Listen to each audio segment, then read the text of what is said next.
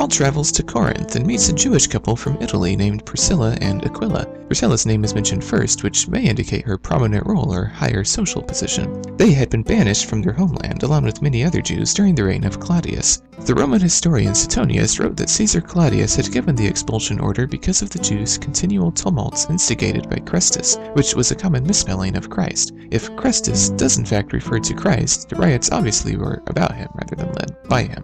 Paul stayed with Priscilla and Aquila, and they had a tent-making business together. Paul had evidently been taught the tent-making trade as a youth, and every Sabbath Paul would teach in the synagogue. When Silas and Timothy came from Macedonia, Paul devoted himself exclusively to preaching, testifying to the Jews that Jesus was the Messiah. But when they opposed Paul and became abusive, he shook out his clothes in protest and said to them, "Your blood be on your own heads. I am innocent of it. From now on, I will go to the Gentiles." Paul left the synagogue and went next door to the house of Titius Justus, a worshipper of God. Crispus, the synagogue leader, and his entire household believed in the Lord, and many of the Corinthians who heard Paul believed and were baptized. One night the Lord spoke to Paul in a vision, "Do not be afraid. Keep on speaking. Do not be silent, for I am with you, and no one is going to attack and harm you, because I have many people in this city." So Paul stayed in Corinth for a year and a half, teaching them the word of God. Corinth was a large, strategic, political, commercial, and religious center. It was important that a strong church be established there. While Gallio was proconsul of Achaia, the Jews of Corinth made a united attack on Paul and brought him to the place of judgment. They charged this man as persuading the people to worship God in ways contrary to the law.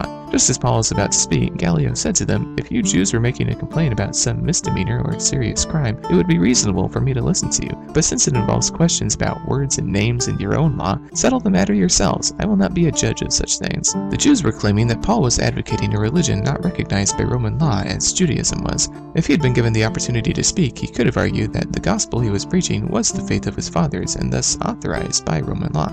But then the crowd there turned on Sosthenes, the synagogue ruler, and beat him in front of the proconsul. But Gallio couldn't care less. It's not clear whether the Greeks beat Sosthenes, seeing the occasion as an opportunity to vent their feelings against the Jews, or the Jews beat their own synagogue ruler because he was unsuccessful in presenting their case.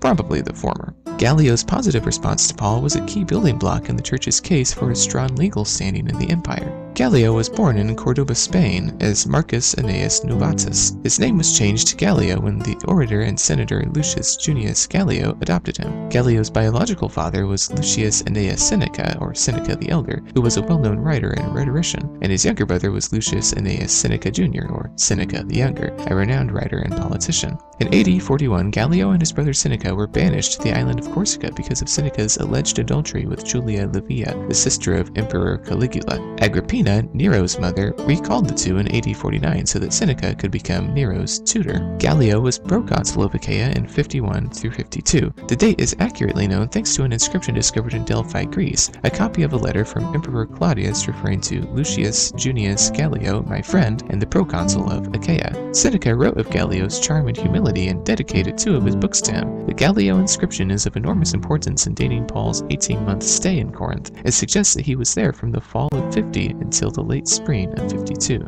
Now, Priscilla and Aquila travel with Paul to Ephesus, where Paul teaches in the synagogue, and the people want Paul to stay, but he says he needs to move on. And he leaves Priscilla and Aquila in Ephesus and sails to Caesarea and travels down to Jerusalem and Antioch to meet the believers there. He then travels to Galatia and Phrygia and encourages the disciples he meets. Meanwhile, a Jew named Apollos, a native of Alexandria, came to Ephesus. The text says that he was a learned man with thorough knowledge of the scriptures and that he spoke with great fervor and taught about Jesus accurately, even though he only knew the story up until the baptism of John. After he began to speak boldly in the synagogue, Priscilla and Aquila invited him to their home and explained to him the way of God more adequately. When Apollos wanted to go to Achaia, the brothers and sisters encouraged him and wrote to the disciples there to welcome him. And Luke tells us that when he arrived, he was a great help to those who by grace had believed, for he vigorously refuted his Jewish opponents in public debate, proving from the scriptures that Jesus was the Messiah.